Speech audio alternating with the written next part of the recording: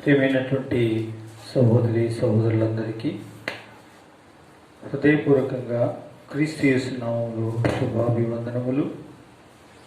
ఈ సందర్భంలో దేవుని యొక్క వాక్యముల నుంచి కొన్ని మాటలు మనము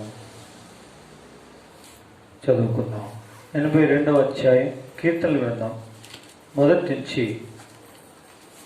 చివరి వరకు అనగా 8 వచనాలు ఉన్నాయి. మార్చి చదువుకుందాం. దేవుని సమాజములో దేవుడు నిలిచి ఉన్నాడు, దైవముల మధ్యను ఆయన తీర్పు తీర్చుచున్నాడు. తీర్పు తీర్చుదురు, ఎంతకాలం తినడులో పక్షపాతం. పేదలకును తల్లిదండ్రులు లేని వారికి న్యాయము తీర్చుడి, శ్రమగల వారికి దినులకును న్యాయము తీర్చుడి. తప్పించుడి. జనులకు తెలివి లేదు, వారు గ్రహింపరు. వారు అంధకారములో ఇటు అటు తిరుగులాడుదురు. దేశమునకున్న ఆధారములన్నీ కదులుచున్నవి.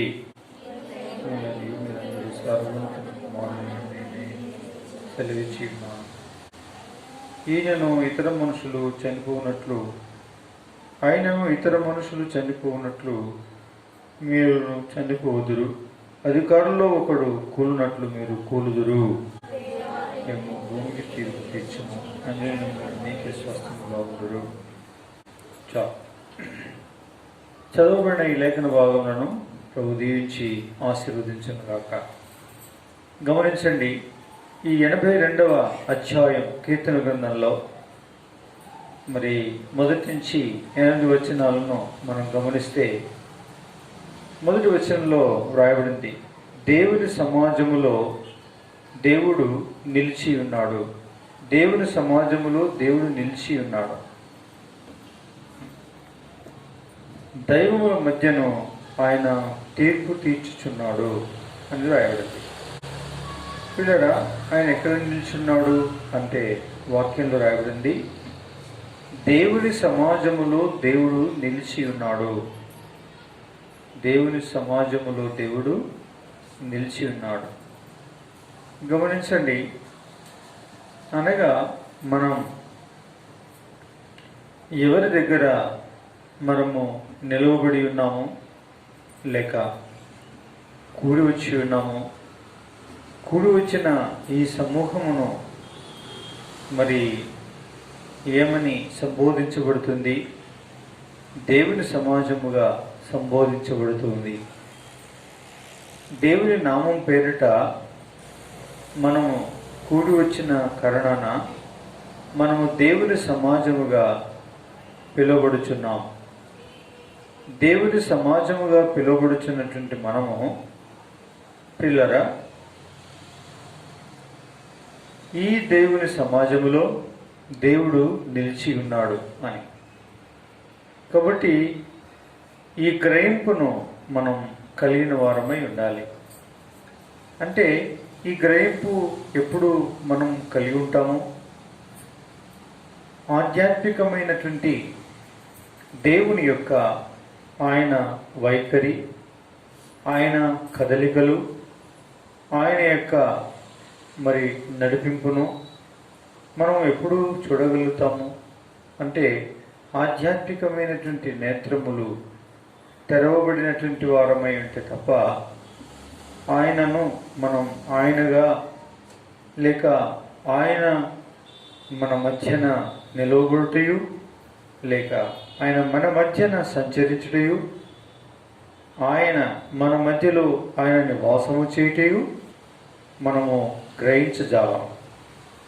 ఎందుకు అంటే ప్రకృతి సంబంధి అయిన మనుషులు దేవుని యొక్క ఆత్మ విషయములను గ్రహించరు అన్న మాట ప్రకారంగా ఆధ్యాత్మికమైనటువంటి దేవుని యొక్క కదలికలు, ఆయన చర్యలను, ఆయన స్వరమును, ఆయన ప్రత్యక్షతను మనము గ్రహించవలేను అని అంటే పిల్లరా, మనం ఏమై ఉండాలి అంటే ఆత్మీయమైనటువంటి నేత్రములు తెరవబడినటువంటి వారమును, ఆధ్యాత్మికంగా తిరిగి జన్మించిన అనుభవం కలవారమును అయ్యుంటే తప్ప మనం ఇట్టి దైవ సాన్నిధ్యమును స్పర్శించుకోలేము. అందుకే దేవుని ప్రజలమైనటువంటి మనం, దేవుని బిడ్డలమైనటువంటి మనం, లేక దేవుని సమాజంలోనికి కూడి వచ్చేటువంటి మనం వాస్తవంగా దైవికమైనటువంటి స్పర్శ జ్ఞానాన్ని కలవారం కావాలి. ఎందుకు అంటే మనము పంచభూతముల యొక్క నిర్మాణముతో చేయబడిన ఈ విశ్వమును మనం అనుభవించవలేను అనంటే పంచ జ్ఞానేంద్రియములను దేవుడు మన శరీరములో ఉంచాడు. పంచభూతములను మనం అనుభవించడానికి దేవుడు మరి పంచజ్ఞానేంద్రియాలను దేవుడు మన యొక్క శరీరములో పెట్టి ఉన్నాడు. కాబట్టి పంచభూతములు అనగా భూమి, ఆకాశము, అగ్ని, నీరు, గాలి అని పంచభూతములు అనువారమైన. అలాగే ఈ పంచభూతములను మనం ఎలా తెలుసుకోగలుగుతున్నాము, అనుభవించగలుగుతున్నాము అంటే పంచజ్ఞానేంద్రియాలతో. పంచజ్ఞానేంద్రియాలు అనంటే మరి ముక్కు, చెవి, నాలుకను నోరు, చర్మము, కన్నులు అనేటువంటి వీటి చేత మనం ఏం చేస్తున్నాము అంటే అనుభవించగలుగుతున్నాం. మన యొక్క అనుభవంలోకి మనం తెచ్చుకోగలుగుతున్నాం. కానీ ఇక్కడ విషయం ఏంటంటే ఈ పంచజ్ఞానేంద్రియాలతో నిర్మించిన దేవుణ్ణి, పంచభూతాలను నిర్మించినటువంటి దేవదేవుణ్ణి మనం స్పర్శించలేకపోతున్నాము, కనుక్కోలేకపోతున్నాము, చూడలేకపోతున్నాము. వేటి చేత? ఈ పంచజ్ఞానేంద్రియాలతో ఈ పంచభూతములను అనుభవించగలుగుతున్నాము. కానీ ఈ పంచభూతములకు, ఈ పంచజ్ఞానేంద్రియాలకు, ఈ రెంటిని సృజించిన వీటికి అతీతమైన దేవుణ్ణి మనం కనుగొనలేకపోతున్నాం. మన కంటికి అవుపిస్తాడా? కంటికి అవుపించాడు. సరే, చెవికి వినబడుతుందా? చెవికి వినబడట్లేదు. వాసన చూడగలుగుతున్నామా? వాసన చూడలేకపోతున్నాం. స్పర్శించగలుగుతున్నామా? స్పర్శించలేకపోతున్నాం. రుచి చూడగలుగుతున్నామా? రుచి చూడలేకపోతున్నాం. ఎవరిని? మన సృష్టికర్త అయినటువంటి దేవదేవుని. అంటే పంచభూతాలకు అతీతుడైన పంచజ్ఞానేంద్రియాలను చేసినటువంటి దేవదేవుని మనం మన అనుభవంలోకి తెచ్చుకోలేకపోవచ్చున్నాము.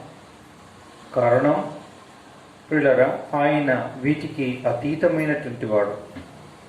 ఇప్పుడు మనకు ఇంకొక విషయం ఏంటంటే, మరి ఈ పంచభూతములు పంచజ్ఞానేంద్రియాలను చేసిన దేవుణ్ణి కనుగొనాలి అని అనుకుంటే పిల్లరా, మనకు ఇంకొక జ్ఞానేంద్రియం అవసరమైనది. ఆ జ్ఞానేంద్రియం పేరు అంతరేంద్రియం. దాని పేరేంటండి? అంతరేంద్రియం. అంటే ఆత్మ అనేటువంటి దీపం. పిల్లరా, దేవుడు ఆత్మ అయ్యున్నాడు, ఆత్మస్వరూపి అయ్యున్నాడు అని దైవగ్రంథం చెప్తుంది.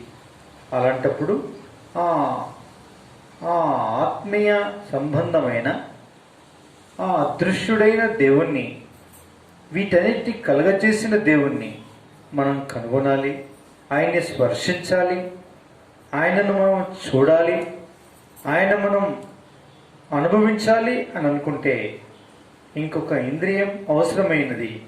అదే దేవుడు మనిషిలో ఉంచినటువంటి ఆత్మ. ఎందుకు? కనిపించిన దేవుణ్ణి కనుగొనాలని మనం అనుకుంటే మనకు తెలియకుండానే మనుషుల కన్నులకు మరుగై ఒక మనుషుడు చనిపోయేటప్పుడు అందులో నుంచి వెళ్ళిపోతుంది. అదే దేవుడుంచిన దీపం, అదే దేవుని యొక్క ఆత్మ. కాబట్టి ఈ ఆత్మ చేతనే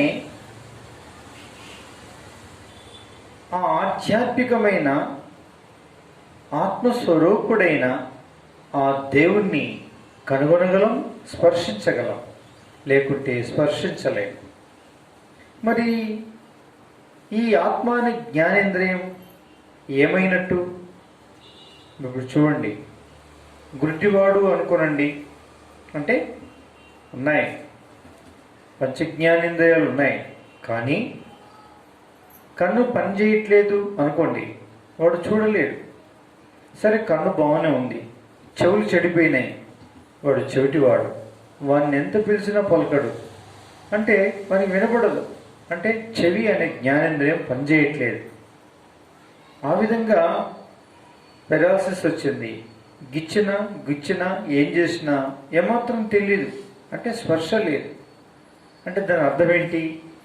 ఆ స్పర్శ జ్ఞానేంద్రియం చచ్చింది అని అర్థం. ఈ విధంగా ఏ జ్ఞానేంద్రియం అయితే చనిపోయిందో ఆ జ్ఞానేంద్రియం చేయాల్సిన పని చేయలేదు.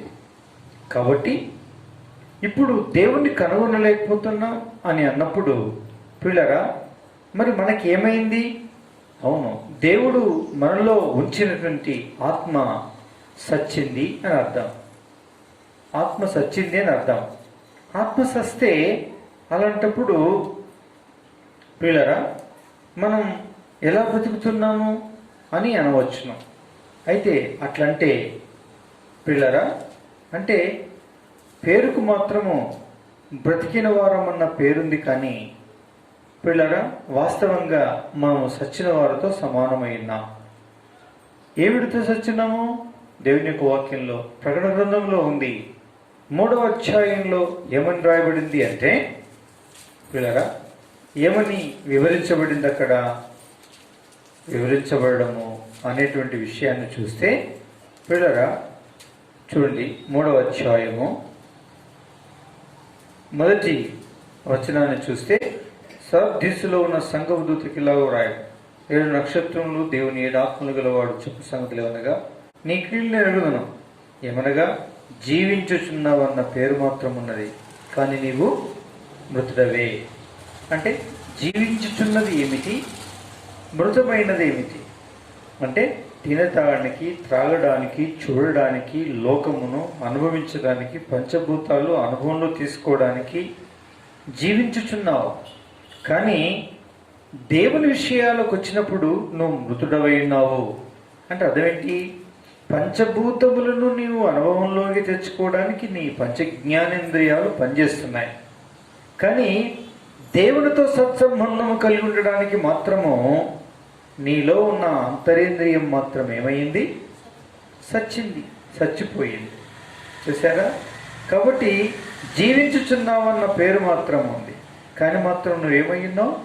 మృతుడవయ్యున్నావు. ఇదే పిల్లరా, దీనినే దేవుని యొక్క వాక్యం ఏమని చెప్తుందంటే, ఈ మృత్యువు గురించి, ఈ మృతము గురించి ఎఫెసీయులకు రాసిన పత్రిక 2వ అధ్యాయంలో 1వ వచనంలో ఇలా రాయబడింది. ఏమని? మీ అపరాధముల చేతను పాపముల చేతను మీరు సచ్చిన వారైండగా ఆయన మిమ్మును. గమనించండి, చూసారా? ఇక్కడ ఏం రాయబడిందంటే, మీ అపరాధముల చేత పాపముల చేత మీరు సచ్చిన వారై ఉన్నారు. దేని కొరకు సచ్చారండి? ఎవరు సచ్చారు? రాయబడింది, మీరు దేని చేత చచ్చిపోయారంటే అపరాధాల చేత, పాపాల చేత మీ ఆత్మ ఏమైపోయింది? చచ్చిపోయింది. ఇది చూసారా? కాబట్టి పంచజ్ఞానేంద్రియాలన్నీ పనిచేస్తున్నాయి. ఇంకొక జ్ఞానేంద్రియం ఏదైతే ఉందో, అంతరేంద్రియం, దేవుణ్ణి తెలుసుకొని దేవుని స్పర్శించే జ్ఞానము కలిగినటువంటి దేవుడుంచిన దీపం అనే ఆత్మ మాత్రం మృతమైనది, సచ్చినది. ఎలా సచ్చినది? మన జన్మ కర్మ పాపముల చేత సచ్చినదైనది. మన అపరాధముల చేత, మన పాపముల చేత మనము సచ్చిన వారమై ఉన్నాము అని రాయబడింది. చూసారా? పంచజ్ఞానేంద్రియాలన్నేమో బ్రతికి ఉన్నవి, అంతరేంద్రియం అనేటువంటి ఆత్మ, దేవుణ్ణి తెలుసుకునేటువంటి, ఆ దేవునితో సత్సంబంధము కలిగి ఉండాల్సినటువంటి ఆ ఇంద్రియం మాత్రం ఏమైందండి? మృతమైనది, చచ్చిపోయింది. గమనించారా? దేనితో సచ్చింది అంటే అపరాధాల చేత సచ్చింది, పాపముల చేత సచ్చింది. ఏమిటండి ఆ పాపములు? దేవుని యొక్క వాక్యంలో దేని గురించి రాయబడింది? సరే, ఇలా సచ్చినటువంటి ఈ యొక్క మరి అంతరేంద్రియం పనిచేయకపోవడానికి గల కారణాన్ని గురించి, ఒకవేళ ఇలాగే సచ్చింది అంటే దీని అంతం ఏమై ఉన్నది, ఏమి కానయ్యున్నది? ప్రకటన గ్రంథం 21వ అధ్యాయం 8వ వచనంలో ఇలా రాయబడింది, పిరికివారును, అవిశ్వాసులను, అసహ్యులను, నరహంతకులను, వ్యభిచారులను, మాంత్రికులను, విగ్రహాధకులను, అబద్ధములు ఆడేటువంటి వారందరూ కూడా సచ్చినారు. అదేనండి, పిరికివారు, అవిశ్వాసులు, అసహ్యులు, నరహత్య చేయవారు, వ్యభిచారులు, మాంత్రికులు, విగ్రహారాధికులు, అంటే వ్యభిచారం చేసేవారు, నరహత్య చేసేటువంటి వారు, మంత్రములు వేయించేవారు, వేసుకునేవారు, వీరందరూ కూడా అబద్ధములు అనే ఈ పాపములు జరిగించే వారందరూ కూడా అంతరాత్మలో సచ్చిన వారై ఉన్నారు. ఇట్టి పాపములు, ఇట్టి దోషములు, ఇట్టి అపరాధములు ఏమి చేసినవి అంటే మనుషుని యొక్క అంతరేంద్రియాన్ని చంపివేసినవి. అందుకే దేవుణ్ణి మనం చూడలేకపోతున్నాం. దేవునితో మనం సంబంధం లేదు. ఆ దేవుణ్ణి మనం స్పర్శించి, చూసి, విని, ఆ విధంగా తన రుచివాసన చూడలేని పరిస్థితుల్లో మనం ఉన్నాం. ఆయనతో సహవాస సంబంధ బాంధవ్యం లేని పరిస్థితుల్లో ఉన్నాం. అలాంటప్పుడు ప్రేమించినటువంటి వాళ్ళరా, ఇట్టి సచ్చిన హృదయం, ఇట్టి సచ్చిన ఆత్మ కలిగినటువంటి వ్యక్తులమై దైవ సాన్నిధ్యములోనికి వస్తే, సమాజములో నిలిచి ఉండి సమాజములో సంచరించుచున్న దేవుని సమాజములోని ఆ దేవుని యొక్క సత్యస్వరూపాన్ని, ఆయన స్వరూప దర్శనాన్ని, స్వరదర్శనాన్ని పొంది భాగ్యవంతులం ఎలా కాగలమండి? కానీ కాజాలం. మరేం కావలసిన వారమైనా సచ్చిన ఈ ఆత్మ తిరిగి బ్రతికిన రోజే దేవుడు దేవుని సమాజములో ఉన్నాడు అన్న సంగతిని గ్రహించగలము. ఆయన సంచరించుచున్నాడన్న విషయాన్ని గ్రహించగలము. ఆయన నిలిచి ఉన్నాడు అనేటువంటి విషయాన్ని గమనించగలము. ఆయన్ని మనం అనుభవించగలం పిల్లగా. లేకపోతే ఆయన ఏం చేయలేము, అనుభవించలేము. చూసారా? కాబట్టి ఇలాంటి అనుభూతి అనుభవించే పరిస్థితుల్లో లేకపోతే ఆ దేవుణ్ణి ఎలా ఆరాధిస్తామండి? ఆయన్ని ఎలా కొనియాడుతాం? ఆయన ఎలా ఘనపరుస్తాం? అది కూడదు. అందుకే ఏం కావాలి ఇప్పుడు? నా ప్రియమైనటువంటి వాళ్ళరా, సచ్చిన మనలో ఉన్న ఆత్మ తిరిగి బ్రతికిన రోజు ఆయన్ని కన్నులారా చూస్తాము. ఆత్మీయ నేత్రాలు తెరవబడతాయి. కన్నులారా ఆయన స్వరూపమును చూస్తాము. చెవులారా ఆయన స్వరాన్ని వింటాము. ఆయన నిలువ నిస్తారమును అనుభవించి, ఆయన స్పర్శించి ఆయనతో సంబంధ బాంధవ్యాన్ని కలిగి ఉండే గొప్ప భాగ్యాన్ని సంపాదించుకుంటాం. అప్పుడు మనం చేసే ఆరాధన యథార్థమైనది అవుతుంది. కాబట్టి సచ్చిన మనలోని ఆత్మ తిరిగి జన్మించాలి, తిరిగి బ్రతకాలి. చూసారా? ఈ విధంగా చేయడానికి ఏం చేశాడు ఆయన? అయ్యయ్యో, సరే ఇలాగే సచ్చిన ఆత్మ కలిగిన వ్యక్తులమై ఇలాగే మనం చనిపోయామనుకోండి, ఇట్టి పాపాలు చేసుకుంటూనే చనిపోయామనుకోండి, ఫలితం రాయబడింది, అగ్ని గంధకములతో మండు గుండములో పాలు పొందుదురు. ఇది రెండవ మరణం. మొదటి మరణం ఆల్రెడీ ఆత్మ సచ్చినది. ఈ దేహం వదిలిపెట్టిన తర్వాత ఈ ఆత్మ రెండవ మరణాన్ని పొందుతుంది. చూసారా, రెండవ మరణాన్ని పొందుతుంది. సచ్చినాత్మ కలిగిన వారు అలాగే చనిపోయినట్లయితే, అంటే సచ్చినాత్మ అలాగే ఒక మనుషుని దేహాన్ని వదిలిపెట్టి వెళ్ళిపోతే, అట్టి ఆత్మ రెండవ మరణాన్ని రుచి చూస్తుంది.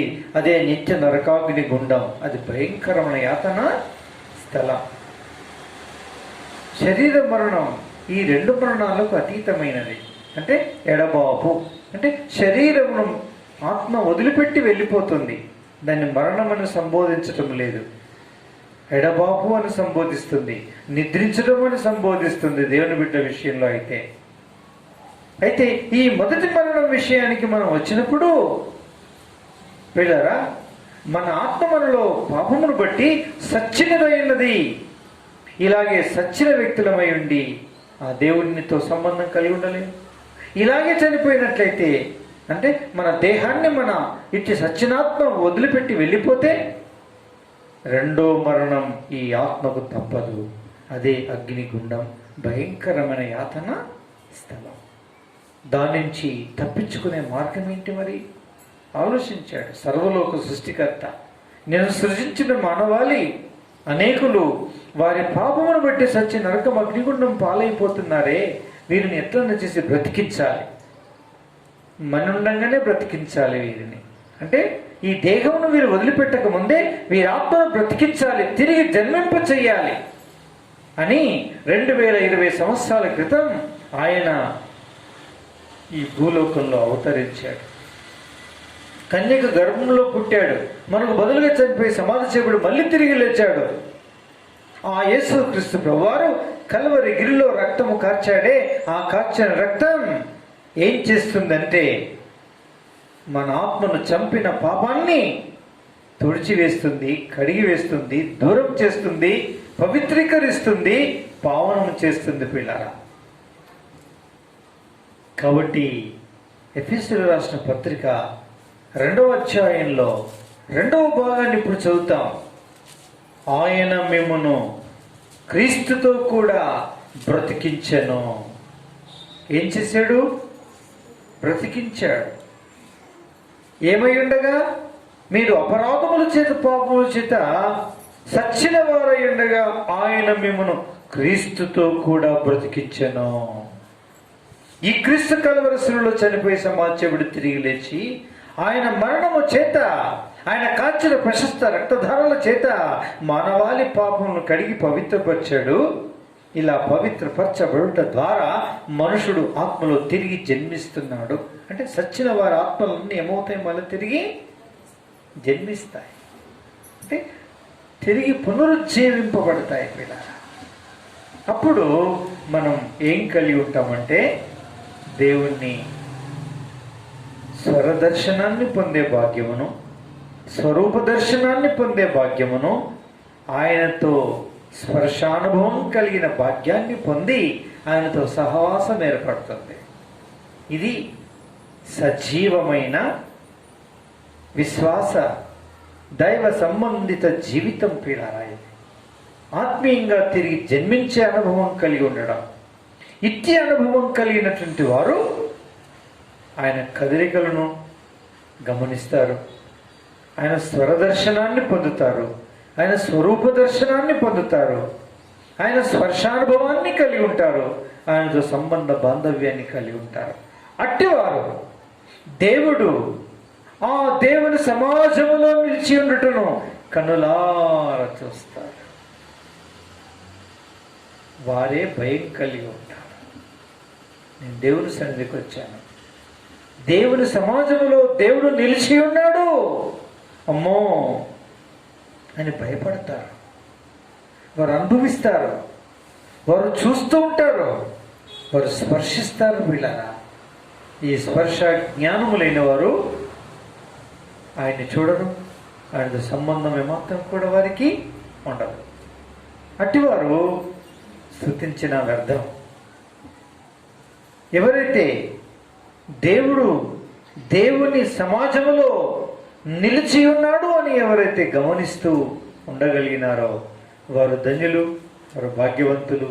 వారు దేవుణ్ణి ఏం చేస్తారని స్తుతించి ఆరాధిస్తారు. ఈ అనుభవాన్ని కలిగి ఉన్నామా? ధన్యులం, భాగ్యవంతులం. ఇటు అనుభవం మనకు లేదా? ఇటు అనుభవం మనకు లేదా అయినట్లయితే పిల్లల క్షమాపణ కోరుకోవాలి. ప్రభువా నన్ను క్షమించండి, మీ రక్తంతో కడగండి, పవిత్రపరచండి. మనసులు చేసుకోవాలి. ప్రభువా మీ రక్తంతో కడుగు, పవిత్రపరచు, నా జీవితాన్ని మార్చు, నన్ను తిరిగి జన్మింపచేయని చిన్న ప్రార్థన చేసుకుంటే యేసు ప్రభు రక్తం ఈనాడు ఇప్పుడే ఈ క్షణమే నిన్ను కడిగి పవిత్రపరిచి నీ ఆత్మ ఏ పాపాల చేత అపరాధాల చేత సచ్చిందో, దట్టమైన పొర చేత కమ్మబడి ఉన్నావో అట్టి పొరను చించివేసి కడిగి పవిత్రీకరించి నిన్ను తిరిగి బ్రతికిస్తాడు ఆయన. ఇలా నువ్వు బ్రతికించబడ్డావా? చాలా సంతోషం. కొంతమంది తిరిగి బ్రతికి ఉన్నారు, కానీ ఇప్పుడు మళ్ళీ మృత స్థితిలో ఉన్నారు. అంతే, ఆయనతో సంబంధం లేకుండా ఉన్నారు. ఏవో పాపములు, ఏవో దోషములు, ఏవో అపరాధములు అంటుకున్నాయి. దానితో స్పర్శ జ్ఞానము కోల్పోయారు. ఆయన స్వరదర్శనాన్ని కోల్పోయారు, ఆయన స్వరూప దర్శనాన్ని కోల్పోయారు. ఆ దేవుని సమాజంలో నిలిచి ఉన్నాడు అనేటువంటి స్పర్శ జ్ఞానము లేని వారయ్యారు. ఆ దృశ్యమును చూసి అనుభూతి లేని వారుగా తయారయ్యారు. అవునా? అట్టి వారిలో నీవు ఒకడివై ఉన్నావా? అయినట్లయితే నీవును క్షమాపణ కోరుకోవాలి. అవును ప్రభా, నేను ఒకప్పుడు తిరిగి జన్మించాను, కానీ అట్టి స్పర్శ జ్ఞానమును కోల్పోయాను. నన్ను మన్నించు, మీ రక్తంతో కడుగు, పవిత్రపరచు, ఇట్టి పాపంతో పొత్తు లేకుండా చేయి తండ్రి. కడుగు, పవిత్రపరచు, మీరే నాకు విడుదల కలిగించాలి, విమోచన అనుగ్రహించాలి ప్రభా అని ప్రార్థన చేసుకుంటే, తిరిగి నువ్వు పశ్చాత్తాపడినట్లయితే దేవుడు నిన్ను మరలా విడిపించి నిన్ను తన జ్ఞాపకం చేసుకుంటాడు. ఎంత గొప్ప భాగ్యం! ఈ భాగ్యమును కలిగినట మనకు అవసరమైంది. పిల్లల ఇట్టి రెండంతల అనుభవాన్ని కలిగినటువంటి వారు ఎవరైతే కలిగి ఉన్నారో అట్టివారు అంటారు, దేవుని సమాజములో దేవుడు నిలిచి ఉన్నాడు. దేవుని సమాజంలో దేవుడు ఏమై ఉన్నాడు? నిలిచి ఉన్నాడు. చూసారా? అందుకే అపొస్తలుల కార్యములు 9వ అధ్యాయంలో ఒక సాక్ష్యం ఉంది. అదేంటి చూడండి. అపొస్తలుల కార్యములు 9వ అధ్యాయం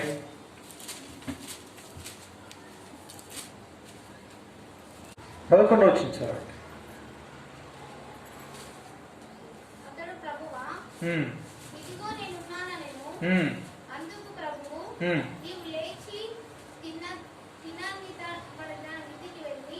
తిన్నని దనబడిన వీధికి వెళ్ళి యూదాను వాని ఇంట తర్సు వాడైన సౌలను వాని కొరకు విచారించుము, ఇదిగో అతడు ప్రార్థన చేయుచున్నాడు. ఇక్కడ ఒక వ్యక్తి ఉన్నాడు. ఆ వ్యక్తి అననీయ. ఎవరిని గుర్చి ఏమైంది అంటే 10వ వచనంలో, దమస్కులో అననీయాను ఒక శిష్యుడు నిన్ను ప్రభు దర్శనమందు అననీయ అని అతన్ని పిలువగా ప్రభువును చూశాడు. ఇతను ప్రభువును చూశాడు. సౌలు ఆకాశం నుండి వెలుగును చూసినాడు. ప్రేమించిన వాళ్ళారా, ఈ విధంగా చూసిన వారిని మనము గమనిస్తే ప్రభువును చూసినటువంటి వారి యొక్క సంఖ్య, నేను కన్నులారా చూచితేనే ఆయనను బ్రతికియున్నాను అని సెలవిచ్చారు. ప్రభువును వారు కన్నులారా చూచారు. అబ్రహామును చూస్తే, ఇస్సాకును చూస్తే, యాకోబును చూస్తే, మోషే అహరోన్లను చూస్తే వారి జీవితాలు సాక్ష్యం. నిలువునిస్తారం నేను ప్రభువును చూచితేనే. అననీయ అడిగితే అంటాడు, నేను ప్రభువు యొక్క దర్శనమందు ప్రభువును చూచితేనే, నేను ప్రభువును కనుగొన్నాను. అదే ప్రభువును వెలుగులో చూశాడు, వెలుగును, ఆ ప్రభు వెలుగును చూసినాడు సౌలు అను ఈ పౌలు. పిల్లరా, వారి జీవితాలు మార్చబడ్డాయి. వారు ఇచ్చిన సాక్ష్యాన్ని బట్టి వేలాది మంది, అసంఖ్యాకులైన జనాంగం ఆ ప్రభువును చూసే భాగ్యమును పొందారు. మొత్తం వీళ్ళందరూ ఏమంటారంటే, దేవుని సమాజంలో దేవుడున్నాడు అని చెప్పారు. దేవుని సమాజంలో ఎవరున్నారు? వీళ్ళు ఆరాధిస్తారు. చూసారా? కాబట్టి ఈ అనుభవం కల వారమై, ఇట్టి అనుభూతిని పొందిన వారమై ఆ ప్రభువును స్తుతించి ఆయన ఏం చేయాలి? ఈ అనుభవం ఎవరు పొంది ఉన్నారు? ఎవరు ఈ రీతిగా పాప క్షమాపణ పొంది ఉన్నారు, అపరాధములకు పాపములకు క్షమాపణ పొందినారు, అట్టి వారు ప్రభువును స్తుతించి ఆరాధిస్తారు. ఇట్టి వర్తమానంలో దేవుడు దీవించి ఆశీర్వదించున్నారు.